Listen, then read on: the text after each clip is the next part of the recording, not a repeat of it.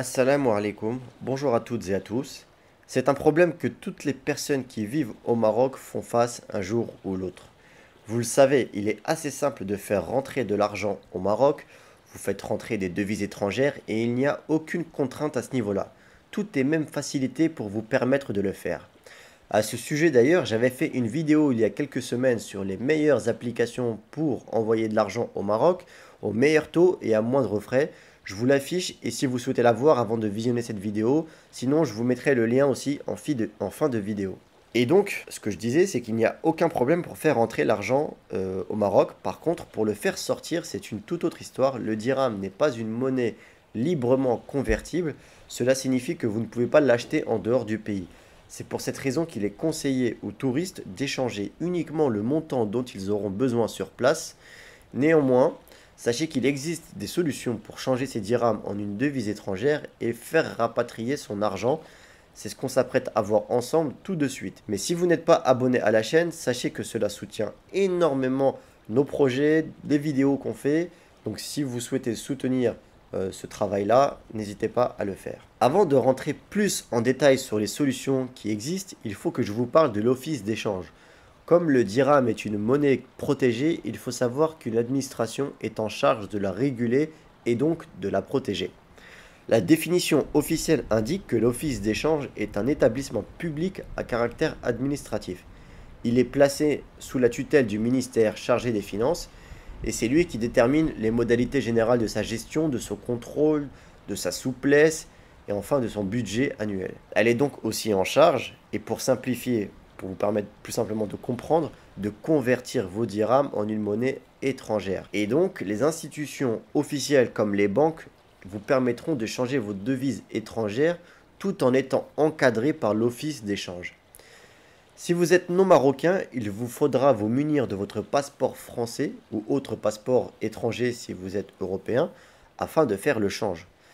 Sachez que le taux sera parmi les plus bas du marché et que donc vous perdrez forcément un peu d'argent. Les autres agences de change pourront également vous faire ce change avec votre passeport comme les agences Western Union, Wafa Cash, etc., etc. Et ensuite, il y a des lieux un peu moins officiels qui permettent toujours de faire du change sur place, notamment les bijoutiers. De plus en plus de bijoutiers marocains offrent cette solution à des taux assez intéressants. Pas tous, mais ils sont de plus en plus nombreux. Et ils récupèrent vos dirhams contre des euros tout au long de l'année, et eux en fait attendent que le taux augmente pour rééchanger les euros contre des dirhams afin de faire une plus-value. Il y a également certains vendeurs dans les grands souks qui offrent cette possibilité. Je ne sais pas pourquoi, mais beaucoup de vendeurs de cuir le font. Par contre, les taux sont parfois moins intéressants que les bijoutiers, mais restent au-dessus des banques. Vous connaissez désormais l'office d'échange. Sachez d'ailleurs que la dotation touristique permise au Maroc a été augmentée de 100 000 à 300 000 dirhams dès 2022, donc cette année. L'office d'échange a décidé de faire passer la dotation touristique annuelle jusqu'à 300 000 dirhams par personne pour les voyages personnels à l'étranger. Et vous pouvez donc demander une carte bancaire internationale à votre banque qui sera en fait prépayée, c'est-à-dire que l'argent sera déjà injecté dans la carte et elle vous permettra de faire des achats à l'étranger. C'est une des formes de dépenser son argent, ses dirhams, à l'étranger. Vous aurez donc jusqu'à l'épuisement de votre carte bancaire prépayée pour dépenser votre argent et il faudra ensuite recharger votre carte sous la réserve de la limite annuelle que vous permet l'office d'échange. Ensuite, vous pouvez également demander à votre banque d'opérer un virement bancaire vers une banque étrangère. Mais il vous faudra également justifier celui-ci, surtout si vous êtes marocain. Avec la nationalité française, je ne suis même pas sûr que cela soit possible. La seule façon de récupérer ces euros en tant qu'étranger, c'est lorsque vous avez acquéri un bien immobilier via une devise étrangère.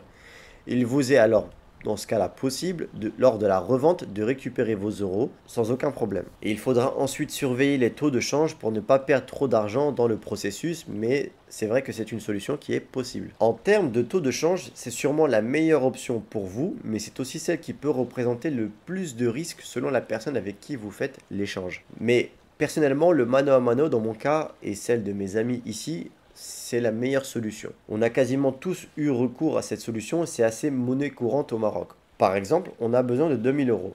On cherche on cherche dans notre entourage quelqu'un qui aurait également besoin de 20 000 dirhams environ, on trouve quelqu'un, on s'arrange sur le taux et on fait le deal. Parfois, quand la somme n'est pas trop élevée, il est même possible de faire le change de manière interbancaire. On vire les dirhams et on demande à la personne de nous envoyer les euros directement sur le compte européen. Ça marche aussi. Ici, c'est un peu dans le meilleur des cas, quand on connaît quelqu'un dans notre famille, dans nos réseaux, dans nos amis proches ou dans les amis des amis de confiance. Mais si on ne trouve personne, il est toujours possible de demander sur les groupes WhatsApp d'expatriés ou sur les groupes Facebook d'expat. Spécialement si ce sont des groupes où vous êtes présent depuis un moment et que donc vous commencez à connaître les noms des gens qui y circulent.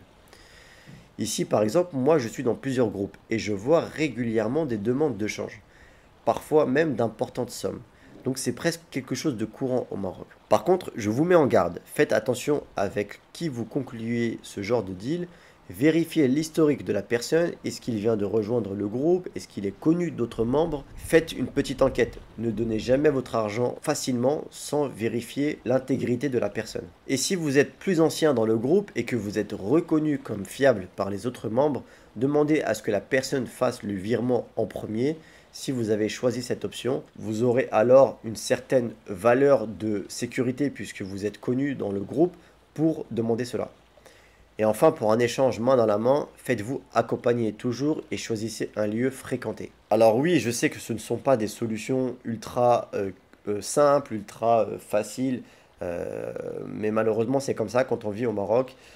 Tout n'est pas parfait, même s'il y a énormément de points positifs à vivre au Maroc. Sachez tout de même que l'aspect bancaire évolue, qu'il y a même possibilité d'avoir des comptes PayPal au Maroc.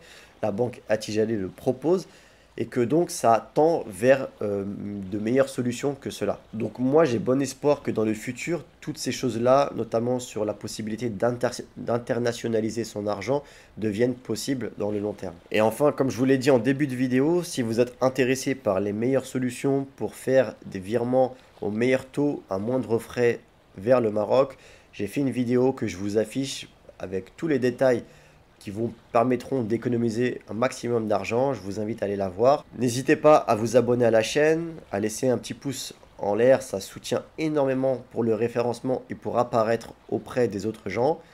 Moi je vous dis à très bientôt, Inch'Allah. Assalamu alaikum.